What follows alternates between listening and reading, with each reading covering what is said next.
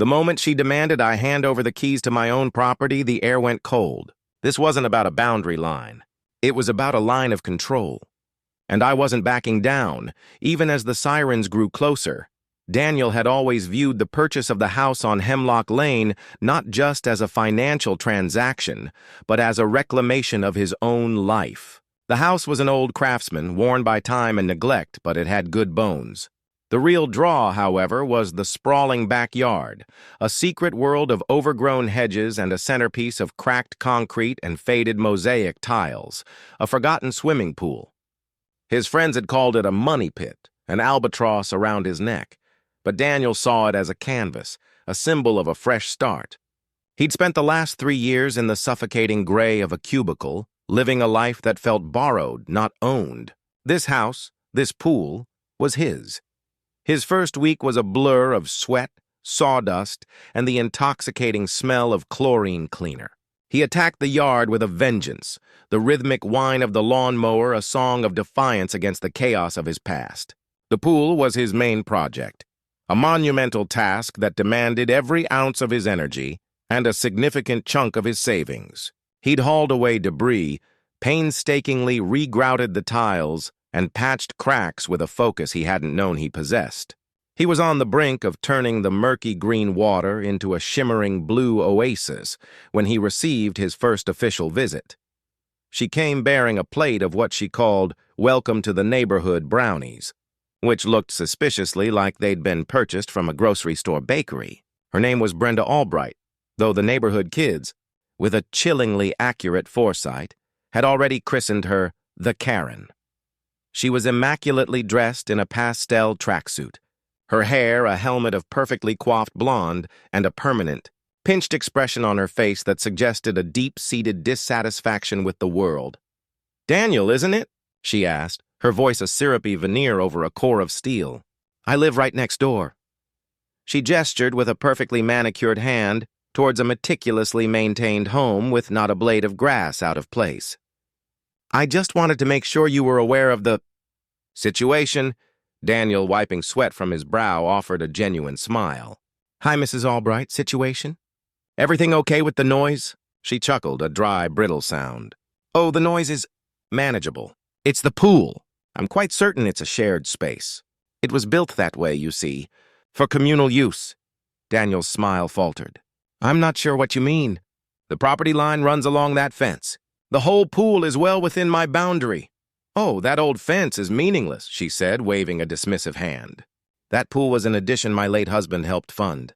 The previous owners, the Millers, were close friends of ours. We used to share it. It's a very common arrangement in older communities like ours." A knot of unease tightened in Daniel's stomach. He had the official survey, the plat from the county. He knew without a doubt that the fence was the boundary and the pool was his. "I'm sorry, but that doesn't match the property records. I had a survey done before I bought the house." "The line is clear." Her face hardened, the veneer cracking to reveal the steel beneath. "Property records are one thing, community agreements are another. My family has been using that pool for 30 years, Daniel. We have a right to it." The conversation ended without resolution. Mrs. Albright leaving with a chilly farewell and a promise to refresh his memory about the arrangement. Daniel dismissed it as a bizarre, desperate attempt at neighborly dominance. He went back to work, but the joy of the project was soured. He couldn't shake the feeling of being watched, a palpable weight from the window next door. The next day, the true conflict began. He returned from a run to find Mrs. Albright standing beside his pool, a pair of gardening gloves on her hands and a small, determined shovel by her feet. "What are you doing, Mrs. Albright?" he asked, his voice low and cautious. She didn't startle. She simply looked up, her expression one of righteous fury. "I am reclaiming what is mine, Daniel. This overgrown mess is a disgrace. The Millers always kept it immaculate for our family's use." He stared at the small shovel, then back at her. "This is my property. You need to leave." "Your property?" she scoffed, a thin, cruel smile on her lips. "Not according to this." She pulled out a crinkled, faded document from a plastic folder. It was a hand-drawn map dated in the 1970s, with a crude line bisecting the backyard and the word pool scrawled on her side of the line. It was clearly unofficial, a prop in her theatrical display. "That's not a legal document," Daniel said, his own temper beginning to fray. "I have the official county survey, the one that actually matters. It's a covenant, Daniel, a sacred covenant between families. You're disrespecting a 30-year tradition." She took a step towards the pool's edge, as if to claim it by physical force. "Get off my property, Mrs. Albright," he said, his voice rising, the command echoing the frustration and exhaustion of his long week. Her eyes narrowed to slits. "I'm not going anywhere. This is our pool, and if you refuse to see reason, then I'll be forced to take extreme measures." He let out a short, incredulous laugh. "What? You're going to call the police over a fictional property line? Don't you dare laugh at me," she hissed, her face turning crimson. She pulled out her phone, her thumb hovering over the screen. "I'll tell them you're a trespasser, that you're threatening me, that you're trying to prevent me from accessing my own family's land. I'll tell them you're armed. I have a long-standing relationship with the chief of police. You don't stand a chance." The threat was a punch to the gut, the casual malice of it, the cold, calculating lie. He stood frozen, watching as she put the phone to her ear, her voice dropping to a theatrical whisper, filled with a feigned panic that was chillingly convincing. She described him, his size, his clothes, the fact that he was loitering near her pool. She cried, a fake sob that sounded rehearsed and promised to stay put until the officers arrived. Daniel's heart hammered against his ribs. The world seemed to slow down. He could hear the faint, distant wail of a siren growing louder with each passing second. He looked from her smug, victorious face to his half-finished pool, his dream, now a crime scene. He felt a profound sense of helplessness, of being a pawn in a game he hadn't agreed to play. The siren's wail was no longer distant. It was a tangible presence, a looming threat. As the sound swelled, a police cruiser rounded the corner and pulled to a stop at the curb. The officer, a young man with a serious expression, stepped out, his hand resting on his belt. Mrs. Albright, with a flourish of performance, pointed a trembling finger directly at Daniel, her face a mask of manufactured terror. The world held its breath. Daniel stood motionless, the oppressive heat of the day forgotten. All he could feel was the adrenaline-fueled thumping in his chest, a frantic drumbeat against the stillness of the moment. The young officer, his name tag reading Officer Reynolds, surveyed the scene with a practiced, neutral gaze. His eyes flickered from Brenda's trembling, accusatory finger to Daniel's sweat-soaked brow, and finally to the half-repaired pool that was the heart of the matter. "Ma'am, sir, what's the situation?" Officer Reynolds asked, his voice calm and professional. Brenda's mask of manufactured terror solidified. "Officer, thank heavens you're here. This man, this stranger, is refusing to leave my property. He's threatening me. He said he was going to destroy our family pool." Her voice cracked with a theatrical sob, and she clasped her hands over her chest as if to calm her fluttering heart. Daniel took a deep, steadying breath, fighting the urge to protest loudly. He knew a public shouting match was exactly what she wanted. It would make him look unhinged, justifying her claims. "Officer, my name is Daniel Harding. I am the owner of this property. This is my backyard, and this is my pool." He gestured to the surrounding fence and his house, then to the stack of his own tools beside the pool. "I am not threatening anyone. I simply asked her to leave my property." Officer Reynolds's gaze lingered on Daniel for a second longer, a hint of something unreadable in his eyes. He then turned to Brenda. "Ma'am, is this your property?" Brenda's chin rose, a flicker of triumph in her eyes. "It's a communal pool, officer. It sits on the boundary between my property and this house. It's part of a private neighborhood agreement. My family has been using it for 30 years. She pulled the crumpled, hand-drawn map from her folder. "My late husband and the Millers, the previous owners, had a covenant. It's all right here."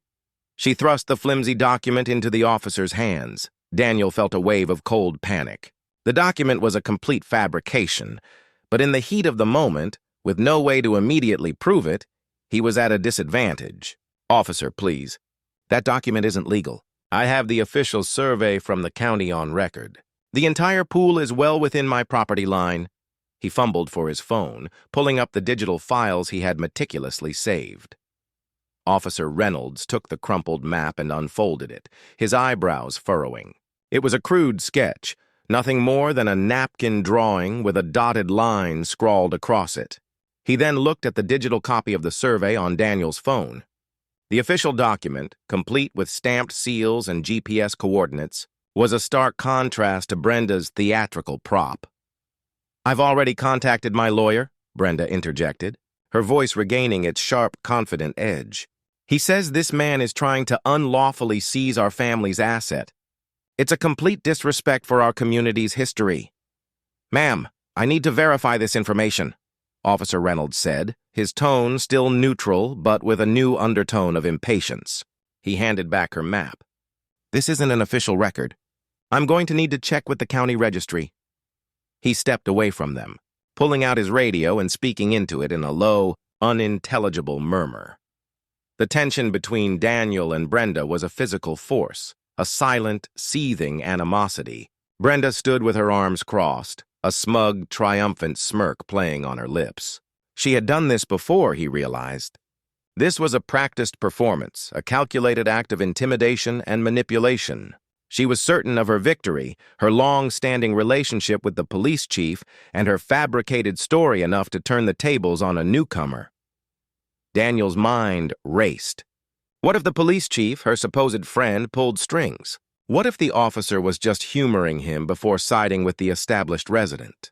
His dream, his sanctuary, was hanging by a thread, and a flimsy hand-drawn map was all it took to threaten it. Officer Reynolds returned, his expression now serious, a distinct lack of neutrality on his face. He looked at Brenda, then at Daniel, and finally at the pool.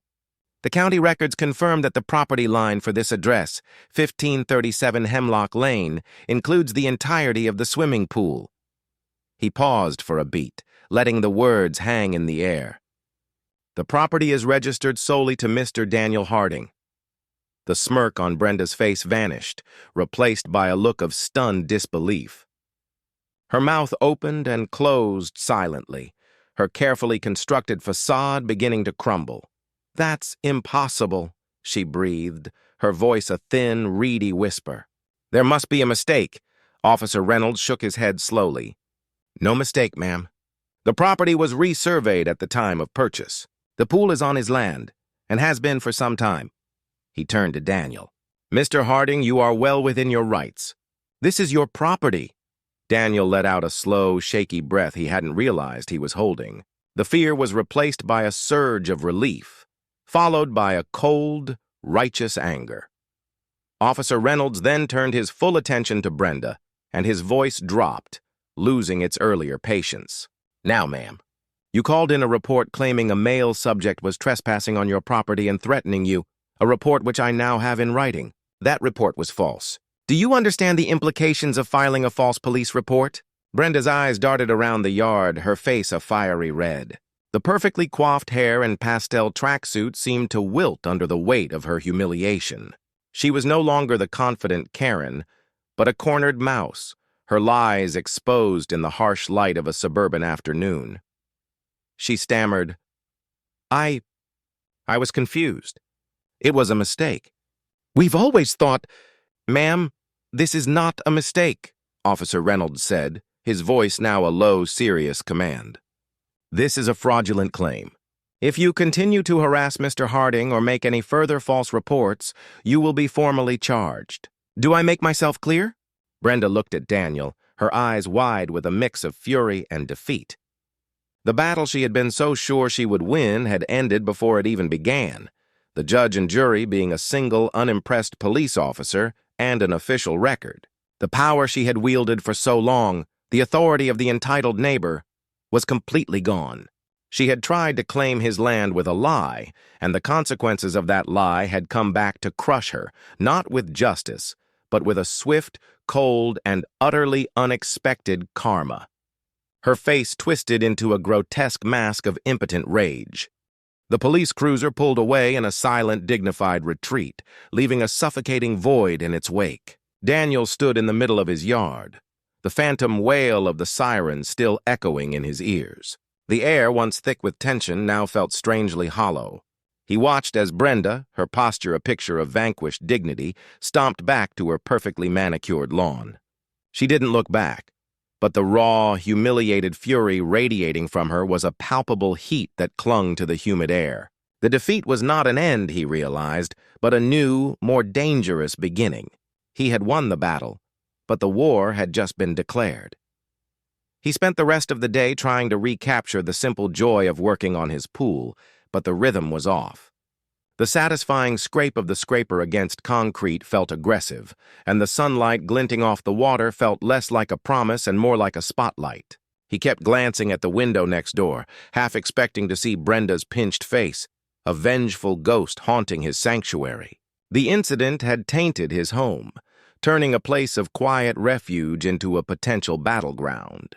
He went to bed that night with the uneasy feeling that a storm was gathering, its thunder a silent, cold malice emanating from his neighbor's house. The next morning, the first sign of the brewing storm wasn't a sound or a sight, but a smell. A foul, acrid stench like rotten eggs mixed with old garbage wafted over the fence. He immediately thought of a burst sewer line, but the smell was too specific, too targeted. He followed the scent to the edge of the pool, his heart sinking with each step. His newly scrubbed concrete and shimmering blue water were now marred by a disgusting, slimy residue. The acrid smell was strongest here. Someone had dumped something into his pool. He knelt down, running his hand through the water, and his fingers came away coated in a slick, oily film. He recognized the smell. It was a caustic mixture of cleaning chemicals, the kind used to clear clogged drains, but in an industrial concentration. This wasn't a mistake. This was a deliberate act of sabotage, a chemical assault on his property. A wave of impotent rage washed over him, far hotter and more visceral than the fear he had felt during the police confrontation. That was a game of words and authority.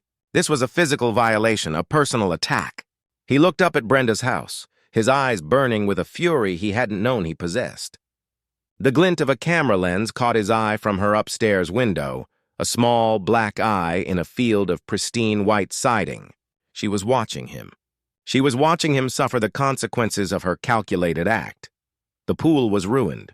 The chemicals had begun to eat away at the expensive new grout, turning the pristine white a splotchy, corroded yellow. The water, a symbol of his future, was now a toxic stew. The dream had been poisoned. He knew what he had to do. He went inside and made 2 calls. The first was to the police, his voice tight and controlled as he reported the vandalism. The second was to his lawyer. He was no longer playing defense. He was going on the offensive. He had the chemical residue. He had her camera watching him, and he had a police report from the day before confirming she had a motive. He was going to hit her with everything he had. The police arrived, a different officer this time, an older, more cynical man who listened to Daniel's story with a world-weary sigh. He took pictures of the damage, scraped a sample of the residue into a plastic bag, and then turned to Daniel, his expression flat. "Mr. Harding, we'll open a report, but without a witness, it's going to be tough to prove. Neighbor disputes are complicated, and you can't just assume it was her. We'll need a lot more than a camera in a window." The words were a bucket of cold water. He was back to square one. He had the proof. He had the motive, but the system required more. He felt a profound sense of helplessness. The legal system, designed to protect, was failing him in the face of a neighbor's petty, vengeful crime. That evening, as the sun set and painted the sky in streaks of bruised purple and orange, Daniel sat on his back patio, staring at the ruined pool. The smell was still there, a constant reminder of his neighbor's malicious intent. He was no longer just the guy who bought the old house. He was the guy with the poisoned pool, the man in the middle of a conflict he hadn't asked for. His phone buzzed with a text message from an unknown number. He opened it, his heart pounding with a sudden, dreadful premonition. The message contained a single chilling photograph, a close-up of his mail slot, the outline of a plastic card visible inside, and a simple caption, "Next time, stay in your lane." He stood up, his blood running cold. She hadn't just attacked his property. She had breached the sanctity of his home. She had been on his front porch, a tangible, terrifying presence. The line had been crossed. The battle had escalated from a war over land to a psychological war over his very safety. The dream of a new life, once so close he could taste it, felt impossibly distant, replaced by a consuming dread. He was no longer safe in his own home. Daniel stared at the phone in his hand, the image on the screen burning itself into his mind. The plastic card in the picture, was it his driver's license? His credit card? It didn't matter. The message was a declaration of war, a terrifying escalation that shattered the last illusion of his safety. The line between property dispute and personal threat had been erased. She wasn't just targeting his pool anymore. She was targeting him. The chilling cold that had settled in his bones gave way to a white-hot fury. He didn't call the police. He knew they couldn't help. The cynical officer's words replayed in his mind. Without a witness, it's going to be tough to prove. He was on his own. He was no longer the innocent homeowner, a victim of circumstance. He was a man under siege. He spent the night barricaded in his home, a restless, primal energy thrumming beneath his skin. The next morning, he made a pilgrimage to the nearest big-box store, his purpose clear. He bought a state-of-the-art security system, motion-activated cameras for the front and backyards, door and window sensors, and a blaring siren. He spent the entire day methodically installing it, his hands working with a fierce, concentrated focus he hadn't felt since the pool's restoration. He felt like a soldier fortifying his defenses, turning his sanctuary into a fortress. Every camera he screwed into place was a small act of defiance. Every sensor he installed was a refusal to be intimidated. As he worked, he noticed something strange. A small but growing crowd had gathered on the sidewalk across the street. A handful of neighbors, some he recognized, others he didn't. They weren't looking at him. They were looking at Brenda's house, where she was standing on her front porch. A megaphone held to her mouth. She was speaking. Her voice amplified and distorted, a screeching caricature of a community leader. Neighbors, friends, fellow Hemlock Lane residents, I'm here today to shed light on a grave injustice, she bellowed. This new resident, this Daniel Harding, is a menace. He has violently seized our community's shared pool and refused to cooperate with our long-standing traditions. Daniel froze, a drill still in his hand, the humiliation washing over him in a sickening wave. She was staging a public shaming, a performance for the entire neighborhood. He could see the flash of a cell phone camera in the crowd. She was live streaming this, he realized. This wasn't just a neighborly dispute anymore. This was a spectacle. Brenda's voice rose to a crescendo. My family has been a pillar of this community for 30 years, and this man, this outsider, has shown a complete lack of respect for our way of life. He is a trespasser, a vandal. He has threatened me, a defenseless woman, on my own property. The lies, a fresh coat of paint on a crumbling facade, were so brazen, so public, they were almost impressive. Daniel watched, his heart pounding, as some neighbors nodded along, while others looked uncomfortable, shuffling their feet. He saw Mrs. Davis, an elderly woman from 2 doors down, shake her head and turn away. But most of them stayed, drawn in by the morbid curiosity of the public spectacle. He felt a deep sense of despair. He had facts, documents, police reports. She had a megaphone and a captive audience. In the court of public opinion, a lie, loudly and consistently repeated, often beat the quiet, unglamorous truth.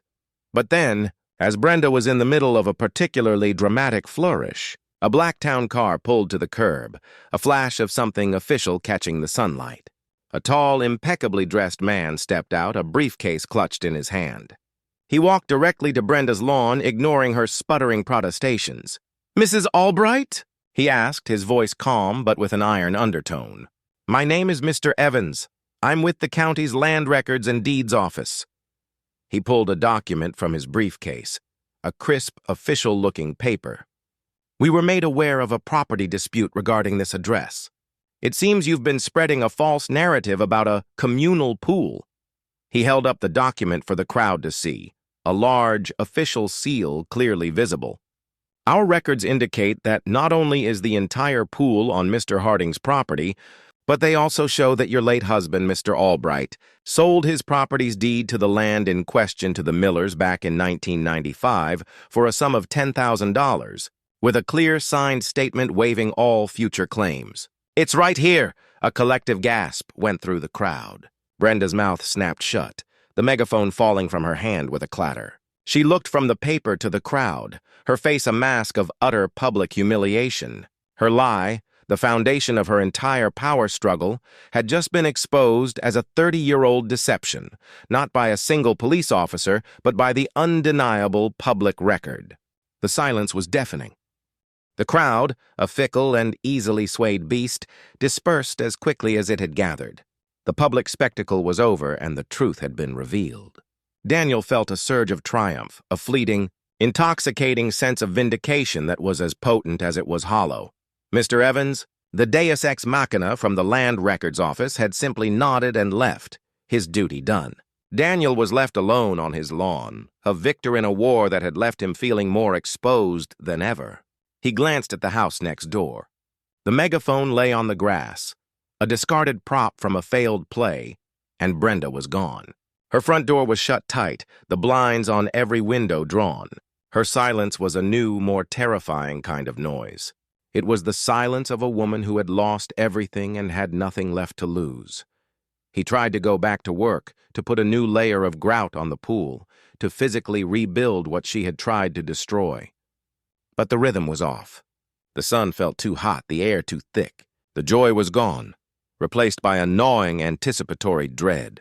He felt the weight of the cameras he had installed, not as a source of protection, but as a confirmation that he was now living in a state of perpetual vigilance. He had made her a public fool, and that, he knew, was something she would never forgive. The chemical attack on the pool was a crime of convenience. The next one, he was certain, would be personal. That evening, he ate a quick dinner and walked the perimeter of his property, checking every sensor, every camera, every lock. He was a man in his own prison, a fortress of his own making. The world outside the walls was now a hostile landscape. He found himself thinking about her, not as a caricature, but as a person, a deeply unhappy, vindictive woman whose entire identity was tied to a 30-year-old lie. What would she do now? Her public power was gone. She was a ghost in her own house, a spectral presence behind drawn blinds. He went to bed, but sleep was a distant luxury. He lay awake, listening to every creak of the old house, every rustle of leaves in the wind. He was hyper-aware of his own vulnerability. He had exposed her lies, but he hadn't solved his problem. He had simply escalated the conflict to a point of no return. The game had just shifted. It was no longer about a pool. It was about dominance. It was about who would break first. The sound that woke him was not a fire alarm or a crash.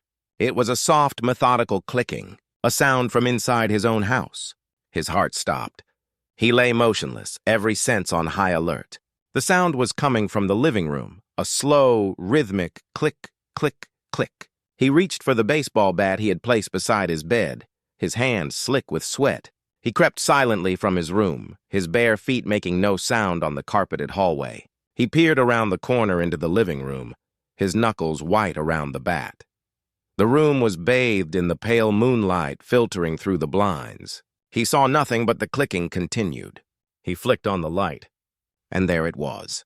On his coffee table, a small silver object, a lighter, one of the cheap disposable kind.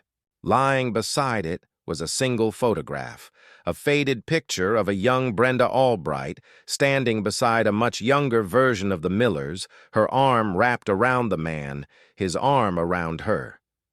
They were smiling, and the photograph was on fire. A small, perfect flame had consumed a corner of the picture, and the clicking he had heard was the sound of the lighter's flint wheel being slowly, repeatedly ground against the side of the plastic. No one was there. She was gone. But the smell of burning paper and the chilling implication of the untouched, lit lighter was a terror that sank into his very soul. She hadn't just broken his defenses. She had breached his sanctuary and left him a message. He was sleeping and she was watching.